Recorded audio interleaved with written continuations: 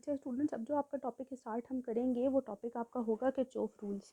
Kirchhoff rules को करने के लिए आपको कुछ जो है वो टर्म्स जो है आपको मैंने बतानी है, जो कुछ टर्म्स आपको पता होनी चाहिए किरचॉफ लॉ से पहले। तो हम जो है सर्किट एनालिसिस करने लगे हैं। अब हम सर्किट एनालिसिस जब करने लगे हैं तो सर्किट एनालिसिस से पहले हमें कुछ टर्म्स आनी चाहिए, जिनमें पहली टर्म आपकी होगी सर्किट से रिलेटेड, उसे हम कहेंगे जंक्शन। ठीक है। अब जंक्शन क्या होता है कि जब आपकी जब वायरिंग जब आपकी सर्किट जब बन रहे होते हैं तो जंक्शन कौन सा पॉइंट होता है? The point of a circuit where 3 or more wire segments are joint together is called junction or node. जहाँ पे जो है वो तीन या तीन से ज़्यादा वायर्स एक पॉइंट पे आके अगर कंबाइन हो रही हैं तो आप कहते हो कि वो जो पॉइंट है वो आपका क्या कहलाता है? वो पॉइंट आपका जंक्शन कहलाता है। ठीक है। फॉर एग्जाम्पल मेरे पास एक सर्किट है और सर्किट जो है वो कुछ इस तरह से है। फॉर एग्जाम्पल यहाँ पे एक रजिस्टर है और यहाँ से जो है वो एक कैपेसिटर कनेक्ट हुआ हुआ है। ठीक है।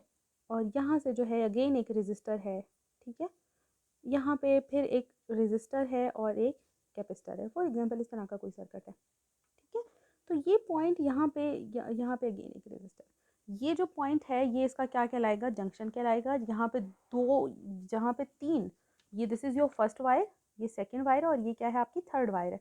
जहाँ पे भी आपकी तीन या तीन से ज़्यादा वायर सेगमेंट्स आके कंबाइन हो रहे होते हैं उस पॉइंट को हम क्या कहते हैं? वो पॉइंट हमारा क्या कहलाता है? जंक्शन कहलाता है या नॉड कहलाता है।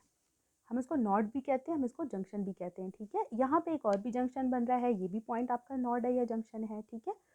तो या फॉर एग्जांपल यहाँ से भी एक रेजिस्टर आ रहा है, तो जिस पॉइंट पे आपके जो है वो ब्रांचेस आके कनेक्ट हो रही होती हैं उस पॉइंट को हम क्या कहते हैं? उसको हम जंक्शन या नॉड कहते हैं।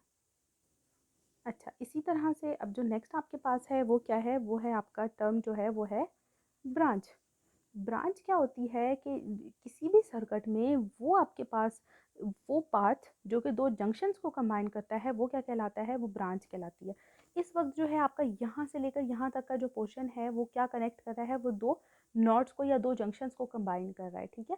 तो ऐसी सूरत में हम उसे क्या कहते हैं? हम उसे कहते हैं कि वो क्या है? ब्रांच है। ठीक है। लूप क्या होता है? नेक्स्ट चीज़ है अब आपके पास लूप। लूप का मतलब होता है आपके पास कोई ना कोई क्लोज पाथ बन रहा है। ठीक है।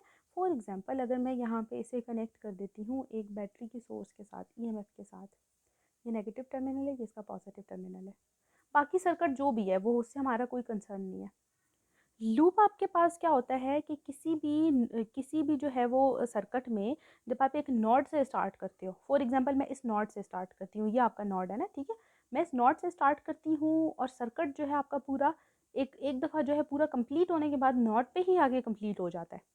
तो हम कहते हैं कि ये जो है, ये जो आपने नॉट से अपना जो पाथ स्टार्ट किया, नॉट नॉट से गुजरते हुए आपके रास्ते में एक रेजिस्टर आया, अगेन एक रेजिस्टर आया, एक कैपेसिटर आया, एक ईएमएफ की सोर्स आई, एक कैपेसिटर आया, वापस आप अपने पॉइंट पर आ गए।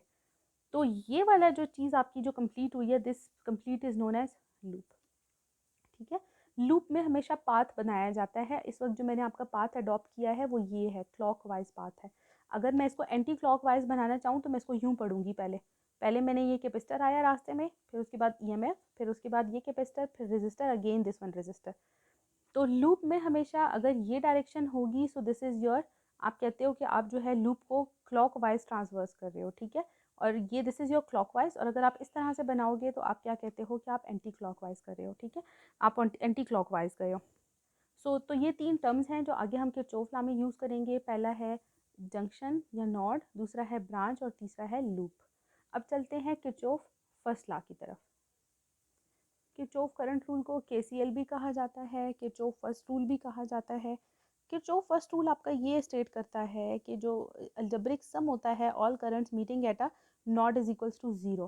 फॉर एग्जांपल आपके पास एक सर्किट है, एक रेजिस्टर ये है आपका, एक रेजिस्टर ये है, एक रेजिस्टर ये है और एक रेजिस्टर यहाँ पे है। इस पॉइंट पे जाहिर सी बात है क्योंकि यहाँ पे सारी ब्रांचेस आपस में कंबाइन हो रही हैं तो सेगमेंट सारे कंबाइन हो रहे हैं, ये पॉइंट आपका क्या है? नॉड है। फॉर एग्जांपल इस रेजिस्टर में से जो गुजरने वाला करंट है उसको मैं I1 का नाम दे देती हूँ और यहाँ पे जो आपका जो आने वाला करंट है उसे मैं नाम दे देती हूँ I2 का। इस तरफ एक और करंट आ रहा है वो है I2। ये दोनों जो करंट्स हैं I1 और I2 ये टुवर्ड्स द नॉड फ्लो कर रही हैं, इनकी जो डायरेक्शन है वो टुवर्ड्स द नॉड है। ठीक है। लेकिन इस रेजिस्टर से जो मैं करंट बनाती हूँ, फॉर इंस्टेंस यहाँ से जो रेजिस्टेंस से जो करंट बाहर जा रहा है दैट इज़ I3 और यहाँ से जो करंट बाहर आ रहा है दैट इज़ I4। I3 और I4 नॉट से बाहर निकल रहे हैं और I2 और I1 नॉट के अंदर आ रहे हैं, ठीक है। तो किरचॉफ करंट रूल ये कहता है कि किसी भी नॉट पे जब हम नोडल एनालिसिस करते हैं, किसी भी नोड या जंक्शन पे जो सम होता है करंट्स का वो क्या होता है, sum of all the current is equals to 0। और इस सम को लेने में हम ये कहते हैं कि जो करंट इंटर हो रहे हैं वो क्या है, वो पॉजिटिव है। यहाँ पे कौन सा करंट इंटर हो रहा है, I1 नोड में इंटर हो रहा है। सम ले रहे हैं ना, सम का मतलब ये हम क्या करेंगे, प्लस करेंगे। I2 इंटर हो रहा है तो I2 भी प्लस होगा। लेना आपने सम ही है, डायरेक्शंस आप ब्रैकेट के अंदर लिखोगे।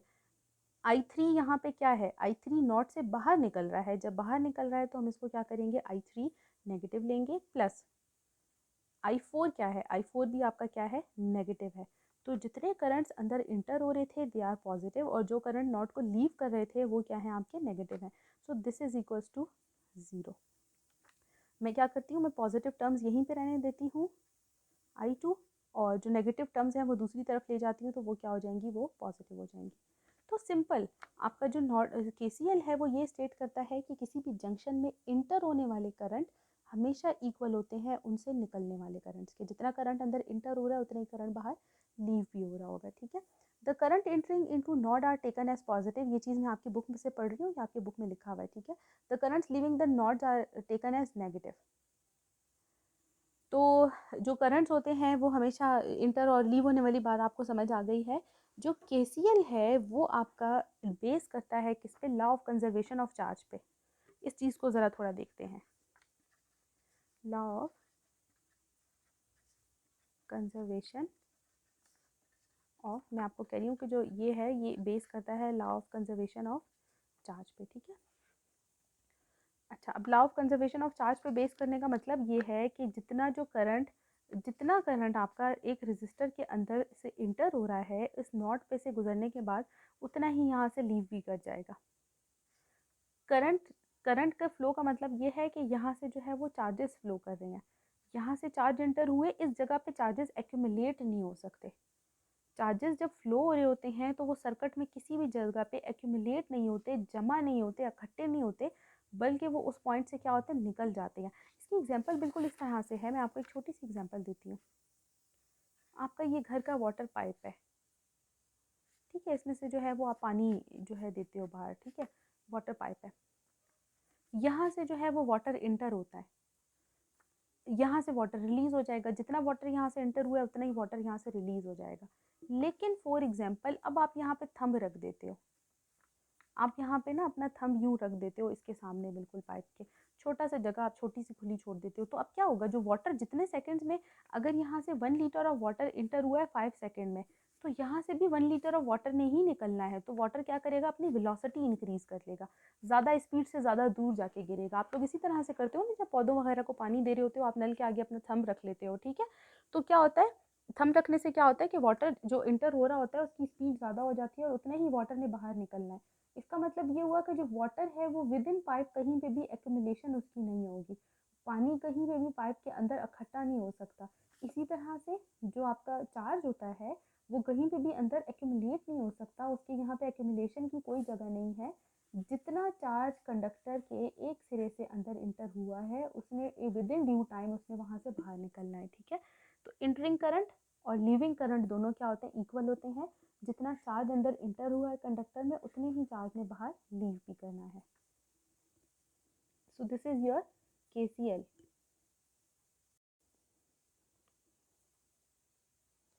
अच्छा, अब जो आपके पास है वो है Kirchhoff voltage rule. Kirchhoff voltage rule, या आप इसे कहते हो KVL, ठीक है। हम इसे कहते हैं कि ये KVL है। KVL आपको क्या स्टेट करता है, KVL ये स्टेट करता है कि अगर आपके पास एक क्लोज लूप है, फॉर एग्जांपल ये EMF सोर्स है, यहाँ पे आप एक आपका जो सर्किट है वो एक क्लोज लूप बना रहा है, यहाँ पे आपने कोई रेजिस्टर R कनेक्ट किया हुआ है, ये रेजिस्टर R है और ये आपकी क्या है, EMF की सोर्स है, ठीक है। फॉर एग्जांपल मैं इसकी डायरेक्शन बना देती हूँ, यहाँ से करंट फ्लो हो रहा है, ठीक है, EMF सोर्स लगा दिया आपने। आपकी बुक में केवीएल थोड़ा सा मुश्किल दिया हुआ है, इसको आप बेशक मेरे लेक्चर से टैली करके आप इसके नोट्स खुद बना लेना, बुक से थोड़ी हेल्प लेके या नेट से, या इसी वीडियो को आप अगर देख रहे हो तो आप इस वीडियो से जो है वो लिख सकते हो। अब जो वोल्टेज रूल होता है वो ये कहता है कि the algebraic sum of all potential changes for a complete loop of circuit is zero. इस सर्किट में जितने भी पोटेंशियल चेंजेस आ रहे हैं वो क्या होंगे, वो ज़ीरो होंगे, ठीक है। यहाँ पे जितने भी पोटेंशियल चेंजेस आ रहे हैं वो सारे के सारे होंगे ज़ीरो। अब ये जो आपका लॉ है ये बेस करता है law of conservation of energy पे। ये क्या स्टेट करता है, ये कहता है कि जितने भी वोल्टेज चेंजेस हैं वो ज़ीरो हैं। इसका मतलब ये हुआ कि इस वाले पॉइंट पे जो पोटेंशियल होगा पार्टिकल्स का वो इंक्रीज़ हो रहा होगा। आपको पता है जो चार्जेस फ्लो हो रहे होंगे वो नेगेटिव से जब पॉजिटिव टर्मिनल की तरफ जब ट्रैवल कर रहे होंगे तो उनका जो पोटेंशियल होगा वो इंक्रीज़ हो रहा होगा। यहाँ पे उनकी एनर्जी इंक्रीज़ हो जाती है, लेकिन यहाँ पे रेजिस्टर पे पहुँच के उनकी एनर्जी क्या हो जाती है, डिक्रीज़ हो जाती है। तो लॉ ऑफ केवीएल ये स्टेट करता है कि किसी भी क्लोज लूप में जो आपका चेंज होगा, पोटेंशियल डिफरेंस होगा, पोटेंशियल ड्रॉप होगा या पोटेंशियल गेन होगा, उनका सम जो होगा वो आपके पास क्या होगा, ज़ीरो होगा, ठीक है। अच्छा, अब इसमें क्या करते हैं, जिन पॉइंट्स पे एनर्जी गेन हो रही होती है हम उन एनर्जीज को हम पॉजिटिव लेते हैं, और जिन पॉइंट्स पे एनर्जी डेसिपेट हो रही होती है उसको हम क्या लेते हैं, नेगेटिव लेते हैं, ठीक है। बस आपने ये चीज़ याद रखनी है। अब आप लोग एक दफ़ा देखो, ये जो सर्किट आपके सामने बना हुआ है इसमें दो दो इस तरह की जो है वो एलिमेंट्स आ रहे हैं जहाँ पे पावर या तो इंक्रीज़ हो सकती है या डिक्रीज़ हो सकती है। ईएमएफ वाली सोर्स में जो पावर होगी, जो वोल्टेज होगी वो इंक्रीज़ हो रही होगी, और जो रेजिस्टर होगा यहाँ पे जो एनर्जी होगी वो क्या हो रही होगी, डिक्रीज़ हो रही होगी। तो मैं ईएमएफ की सोर्स की जो वोल्टेज होगी उसको मैं क्या लूँगी, पॉजिटिव। किसी भी रेजिस्टर के अक्रॉस जो वोल्टेज ड्रॉप होती है that can be calculated by Ohm's law. Ohm's law means V is equals to I R. यहाँ पे जो इसका मतलब है जो वोल्टेज ड्रॉप हो रही है उसको यहाँ से यहाँ तक जो वोल्टेज ड्रॉप हो रही है मैं उसको V का नाम दे रही हूँ, और V किसके इक्वल होता है, V is equals to I R. इसका सम किसके इक्वल है, आई आर के। दोनों जो सम है वो ज़ीरो है, लेकिन यहाँ पे क्या चीज़ मिसिंग है, ईएमएफ गेन दे रहा है, एनर्जी का गेन दे रहा है, तो हमने इसको पॉजिटिव लिया है, लेकिन जो रेजिस्टर है वो एनर्जी को डिक्रीज करवा रहा है। जब रेजिस्टर जब एनर्जी को डिक्रीज करवा रहा है तो हम इसकी एनर्जी को क्या लेंगे, हम इसको नेगेटिव लेंगे, ठीक है।